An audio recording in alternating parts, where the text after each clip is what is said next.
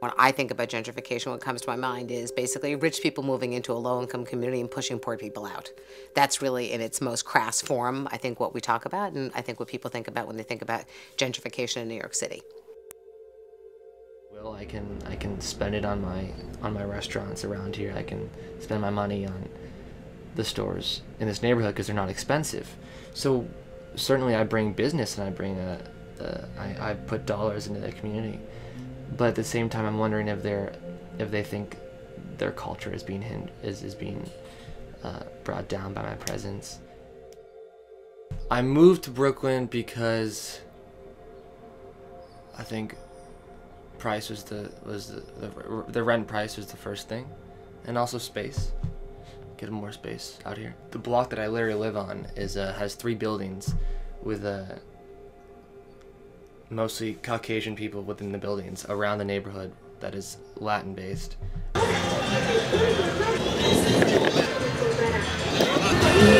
And we're paying like $3,000 something for this room. And while it's a bit cheaper than Manhattan, it's not that cheap in comparison to what people are paying around here. But this building, I think, is more put together than the buildings around here otherwise. Well, see, I think it's really interesting. I think, students, who are going to colleges and places and looking for affordable places to live, they're not bad kids. They're well-intentioned. I think they're willing to push the bounds of where their families live and where their families might be comfortable with them living, and they sort of say, oh, I'll move to this other neighborhood. And I think at first it feels a little bit like, well, I'm willing to live in this lower income area because I can afford it. I have my friends coming in. It has a little bit of a cool factor to it. It's got a little bit of swagger to it, that they're moving into these neighborhoods that have been traditionally low income communities, and particularly communities of color in New York City. The problem with that is that they're at the front end of a process that then tumbles that community from being in sort of the majority to being really marginalized by the people moving in. And I don't think that most college students moving into those neighborhoods think about that or intend that or have anything but, I guess at its worst, it's oblivion. They're just oblivious to what the trend is. At its best, I think they're trying to be respectful and live in a diverse environment and feel good about that, and really having everything New York has to offer, which is people live in New York City because they want to live in diversity, you assume. As a native New Yorker, someone that takes pride in identifying myself as being from here, as arbitrary as that is. It's strange and also as a black New Yorker, as a person that is black and that lives in a predominantly and historically black community, it's bizarre knowing that you are in many respects part of this wave of change that is leading to great displacement and transition of what Bed-Stuy has always traditionally been. I see all those transitions, and I see that the impact of a rent increase that's a very personal thing. I see it on a more macro level, in that there are just more, there's more artisanal shops, there's more boutique type shops in the neighborhood. I've been here for about 3 years, and I cannot tell you how many more white people that I see in this community. It's bizarre. There's actually a place down the street. This was so strange to me, where it has a very nondescript facade, and I didn't even notice that it was a place. It just seemed like a vacant storefront. Nothing notable. And I was walking down the street with my friend. My friend said, "What's that? I hadn't noticed that." And I said, "What are you talking about?" And basically we walked in, and it was a speakeasy, filled, capacitated. I mean, there might have been 30, 40 people there. And it was all white people. All white people. And this is on Bedford Avenue in Bed-Stuy. I mean, that's shocking to me. If you go to Scratch Bread, which is like an artisanal bakery, 2 blocks from here, on Bedford Avenue, they have a window where people line up outside and wait to buy their artisanal fancy bread. And the street still is predominantly black on Lexington Avenue between Bedford and Nostrand. And so you see a lot of people hanging out on the stoops that are predominantly black on that street, or walking doing their groceries, doing whatever errands on a Saturday, Sunday morning. But there is literally a line of people that wraps around the block. And I counted everyone in this line. There were 37 people. Of that, there was one person of color, and there were no black people, no ostensibly black people on this line.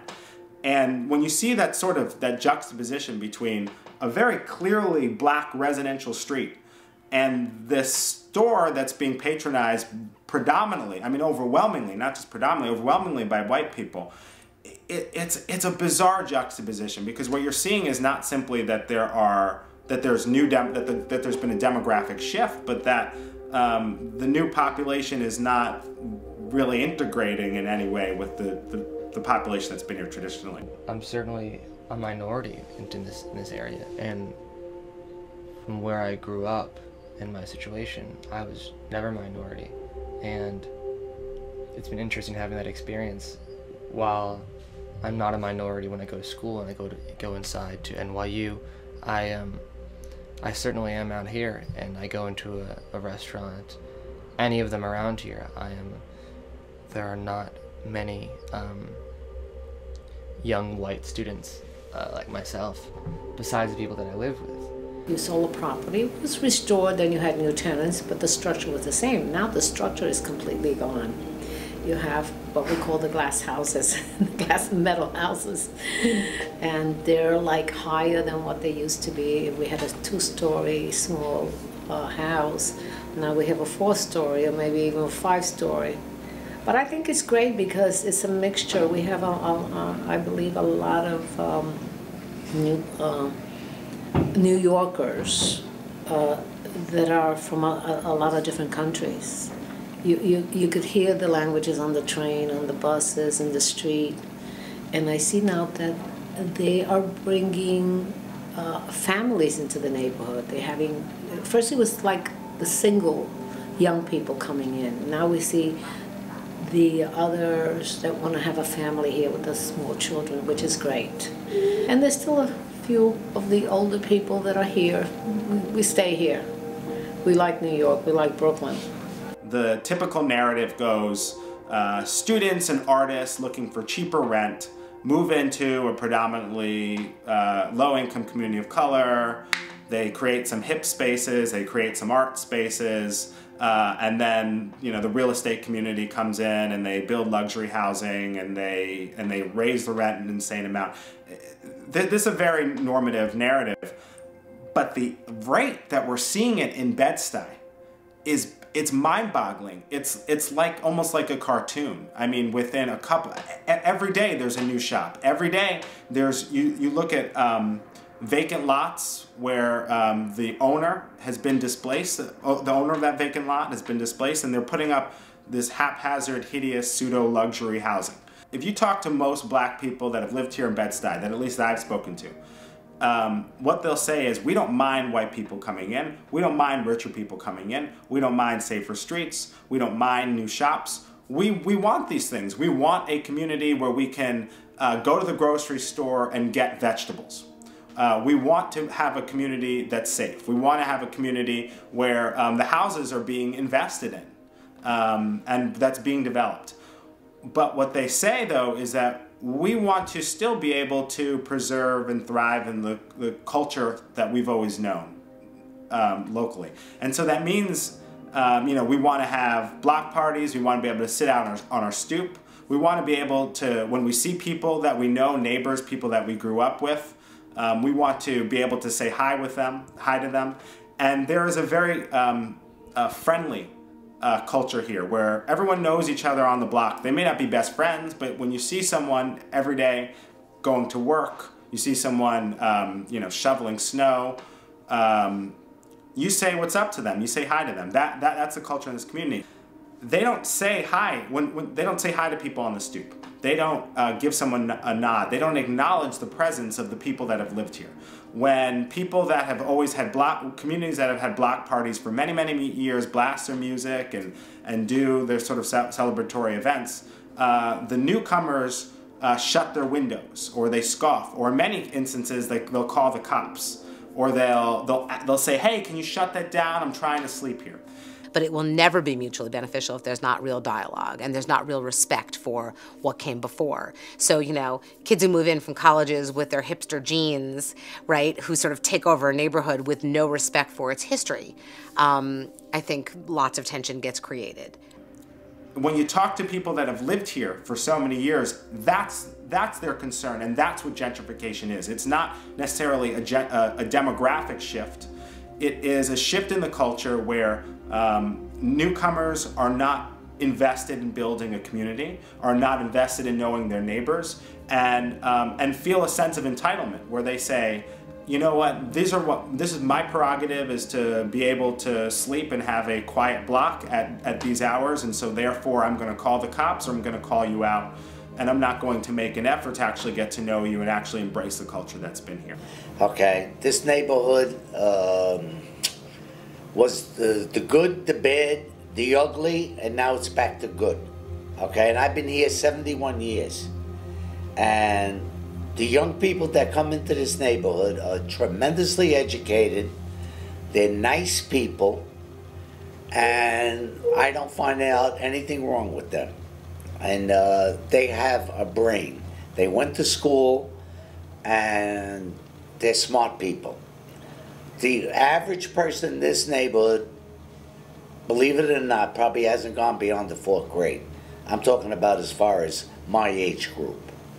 Okay, I went beyond the 4th grade. I actually went to college. So, where'd you go to college? Brooklyn College, you know. Okay, but I only did 1 semester, but I went. Okay.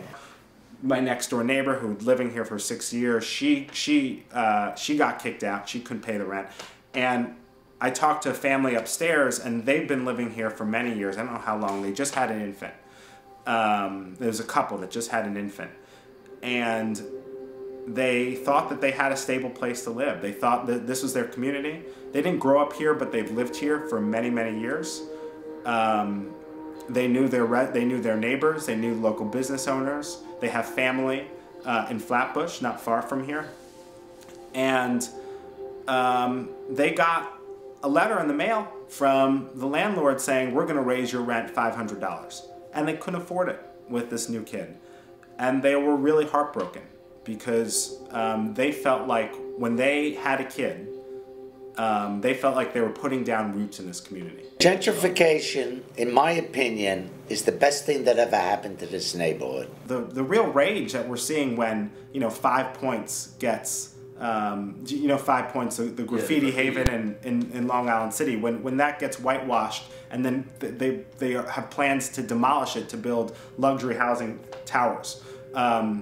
When you hear the frustration around people's personal rents, it's not fair to try to undermine people's critiques and anger at this moment on the grounds of being sort of revisionist, right? There's a sense of, well, you're rewriting history. You have a sense that New York is this one essential thing, when in fact New York has always been transitioning. Although that's true, it's not revisionist to say that the pace of change is faster, that the change is less hospitable to people, and that certain core element of New York's, of New York's culture, of New York's, of all of the idiosyncratic things that make New York, New York, that there has been a real loss of that, and so I think it's incumbent on us at this moment to both look at gentrification through a nuanced lens, and not through an essentialist lens, where we're not saying New York is one thing and always has been and now it's changing, but at the same time to validate the level of anger and frustration that we're hearing at this moment. Everything is a hard time. Everything is a hurdle. And I'm thankful to the Lord above that Mrs. Antonio, baby, what's your name again? Antonia Your last name? Ortiz. Antonia Ortiz is for us. When I joined this senior citizen center, and I don't come that often, I can't try to come as much as I possibly can to help out, because Mr. John Pell and Miss Ortiz, right? They're like my guardian angels now. I know a lot more that I didn't know before. And that's why I'm going to do what I have to do, and that's it. I'm going to fight for my rights. And that's a problem we have now in the neighborhood. When somebody buys a small home, they want to be the ones to live in the home, or their family. And you really have to think the human aspect of it, because you have people that have lived in that home for 50, 60 years. You can't just pick them up and tell them you got to go someplace else. And this is what's happening to one of the ladies here, Camille. And this is really a pity, you know? We and my parents that did so much for this country were treated like garbage, because now it always was the almighty dollar that came first, but it's more so now. More so now. And years ago, when my mother and my father were senior citizens, they were treated like gold. But the senior citizens of today, they just want them dead and out of the way. It's truthfully. And that's all I have to say. It sucks, but It is. That's all I have to say.